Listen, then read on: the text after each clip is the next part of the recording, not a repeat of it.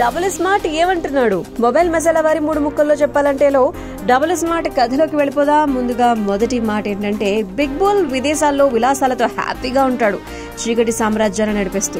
So భారతదేశాన్ని ముక్కలు చేయాలి అనేది అతని కల. సో అతని కోసం ఇంటెలిజెన్స్ ఏజెన్సీ రా వేట కొనసాగిస్తూ ఉంటుంది. ఇంతలో బిగ్ బుల్ మెదడులో కణితి ఉందని, దాని ప్రభావంతో అతను కొన్ని నెలలు మాత్రమే బ్రతికే అవకాశం ఉందని చెప్పి డాక్టర్స్ చెప్తారు. మరో 100 ఏళ్ల ప్రణాళికలతో బతుకుతున్నటువంటి బిగ్ బుల్ తాను చనిపోకూడదు అని చెప్పి, ఎలాగైనా బతకాలి అని చెప్పి అనుకుంటాడు. అందుకు మార్గాల్ని అన్వేషించినప్పుడు మెదడులో చిప్ పెట్టుకుని హైదరాబాద్ లో జీవిస్తున్నటువంటి ఒకే ఒక్కడు స్మార్ట్ శంకర్ పేరు తెరపైకి రావటం, బిగ్ బుల్ మెమరీస్ అన్ని కూడా కాపీ చేసి స్మార్ట్ శంకర్ మెదడులో ఉన్నటువంటి చిప్ లో పేస్ట్ చేద్దాం అనుకోవడం.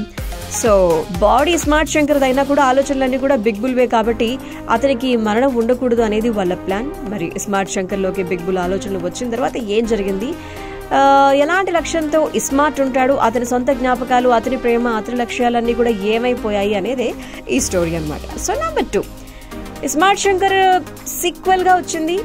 అలాగే కథను రాసుకున్నారు. ఒక లక్ష్యంతో ఉన్నటువంటి కథానాయకుడి మెదడులోకి మరో వ్యక్తి వస్తే ఎలా అనేటువంటి ఒక కాన్ఫ్లిక్ట్ ఫస్ట్ మూవీకి ధీటుగానే అనిపిస్తుంది. మరోవైపు స్మార్ట్ క్యారెక్టర్ కి బ్రాండ్ గా మారిపోయినటువంటి రామ్ ఉండనే ఉంటాడు. సో ఈసారి ఎలాగైనా హిట్ కొట్టాలి అనేటువంటి ఎక్కువ జాగ్రత్తలో పడ్డారు, లేక పాత సినిమాల్ని గుర్తు చేయాలి అనుకున్నారో కొంచెం.